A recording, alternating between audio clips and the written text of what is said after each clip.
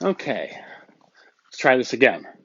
So this is a 1917 Enfield. Granted, it's been sporterized, but this one has actually been done pretty tastefully because if you look at the stock, it's got real nice wood,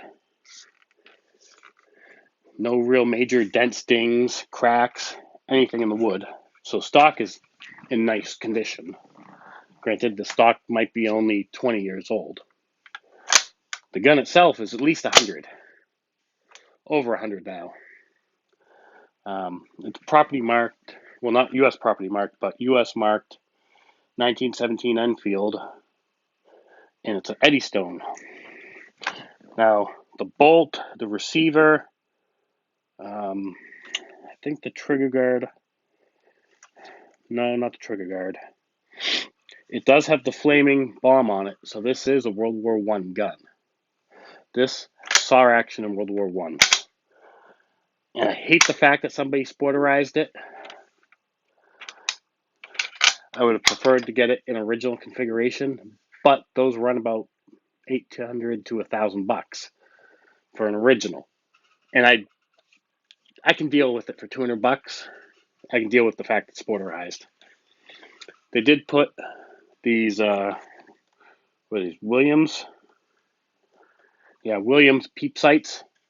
So it actually has a peep sight up front and the rear peep on it, rear aperture, and it's actually a really nice sight picture.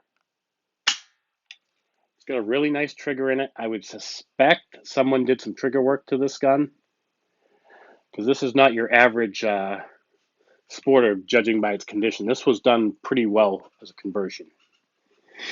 I don't think this is the original barrel on it because it's a 5-groove barrel, and those didn't come till later.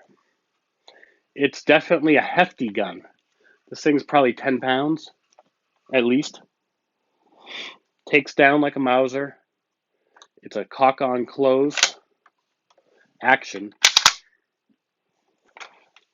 Get the follower down here.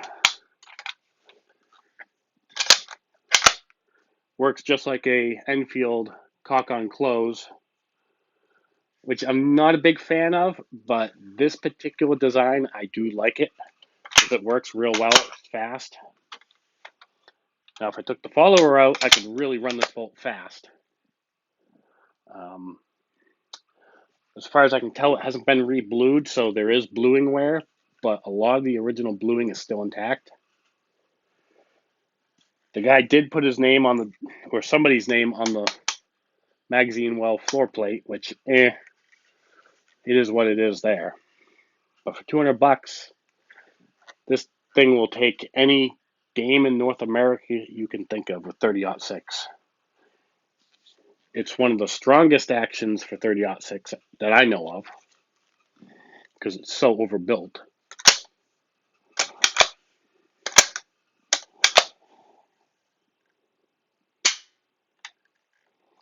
It's just a really nice sporterized gun. And I had a choice between this for $200. I could have had a rusty ass Rock Island Parkerized 1903, and it had a pretty good amount of surface rust on it, and I didn't want to deal with it. That was like $250. He had another sporterized 03A3 that had been converted to 22, which I wasn't sure if it was a military conversion or if it was after the conversion. He had that for like $175 because he bought a collection. Um, he had this, and this is really the one that called to me.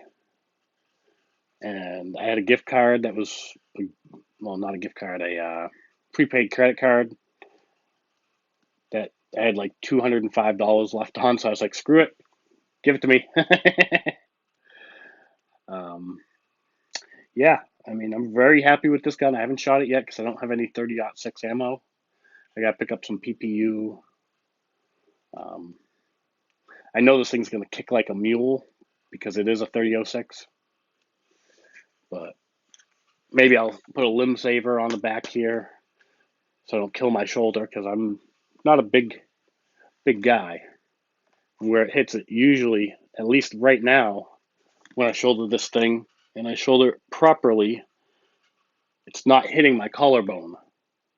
Sometimes, like my Swiss K31 comes up high enough that that metal butt plate ends up right on my collarbone.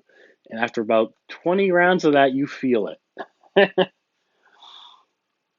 But I would guess that this was probably converted in the 60s or 70s, maybe the 50s.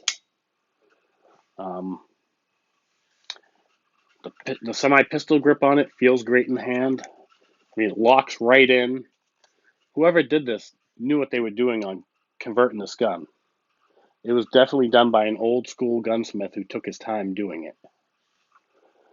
That's why I don't mind it as much, because even if you look, they right here, the little vent hole, they even notched out that. So you know it was done by somebody who knew what they were doing. Otherwise, they wouldn't have notched that little spot out.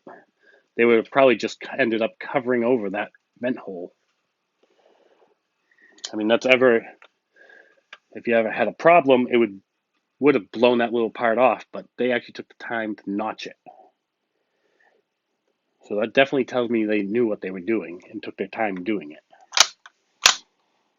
Um, yeah, I'm very happy with it. Like I said, it's a heavy gun, but same time, could I convert it back to being original? Probably. Would it be expensive? Probably. Am I just going to shoot it as it is? Yep. And worst comes to worst, if I shoot it, don't like it, it's going to be trade stock. So if I see something else that I want, hey, I got this Enfield. It's a sporter, but it's nice. I mean, there's no way to tell who sporterized it. I haven't had it out of the stock yet, but I doubt I would find anything inside the stock. This stock is rock solid. No rot on the stock. It's just a really nice gun and a good gun shop find for $200. Because in a stock configuration, these things are freaking pricey. And honestly, considering they're 100-year-old guns, they're not in the greatest of shape unless you're willing to pay for it. And you will pay for it. For a nice 1917, you're looking at probably $1,200-1,500. A shooter, this is good enough for me. Still got the stripper clip guide. It's actually kind of sharp still, so they didn't use this a lot for the stripper clip loading. But yeah, that's my gun shop find. Got one more video coming up.